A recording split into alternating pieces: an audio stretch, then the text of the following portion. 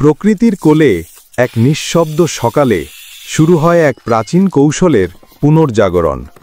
প্রথমেই দেখা যায় এক নিপুণ কারিগর, যিনি হাতে তুলে নিয়েছেন হাতুড়ি আর ছেনি। বিশাল এক প্রস্তরখণ্ডকে তিনি মেপে কেটে নিখুঁতভাবে গড়ে তোলেন দুটি সিলিন্ডার আকৃতির পাথরের চাক। এর ওপর একটি কাঠের হাতল বসিয়ে তৈরি করেন এক ঐতিহ্যবাহী পাথরের মিল।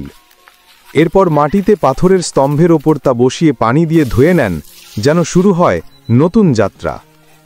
এরপর পাশের জায়গায় তিনি হাতে তুলে নেন মোটা বাঁশ, ধারালো দা দিয়ে কেটে নেন একটি বড় বাঁশের কাণ্ড। আগুনে তা গরম করে বাঁশটিকে বাঁকান নির্দিষ্ট আকৃতিতে। ছোট ছোট বাঁশের টুকরো ফিট করে তৈরি করেন এক জলনালী, যা পাহাড়ি ঝর্ণার পানি টেনে আনে নিচের দিকে চিরাচরিত প্রক্রিয়ায়। এরপর শুরু হয় উপকরণ প্রস্তুতির পালা। প্রচুর পরিমাণে শস্য ঢালা হয় এক কাঠের পাত্রে। বাঁশের চাটাই দিয়ে তা ছেঁকে অমিশ্রণ আলাদা করেন। এরপর বড় কড়াইয়ে আগুন জ্বেলে শস্যগুলোকে ভাজেন ধীরে ধীরে, নিয়ম মেনে।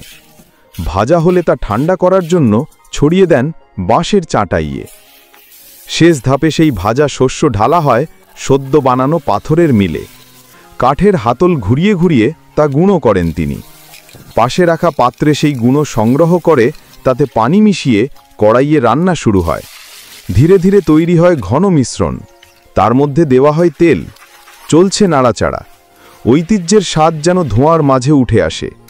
এ এক প্রক্রিয়া যেখানে প্রকৃতি, মানুষ আর সময় একত্রে কাজ করে চলে। তোমাদের যদি এই ধরনের ঐতিহ্যবাহী কাজ ভালো লাগে, তাহলে একটা লাইক দিও, কমেন্টে জানাও তোমার মতামত। আর এমন আরও ভিডিও পেতে সাবস্ক্রাইব করো আমাদের চ্যানেলটিতে। ধন্যবাদ।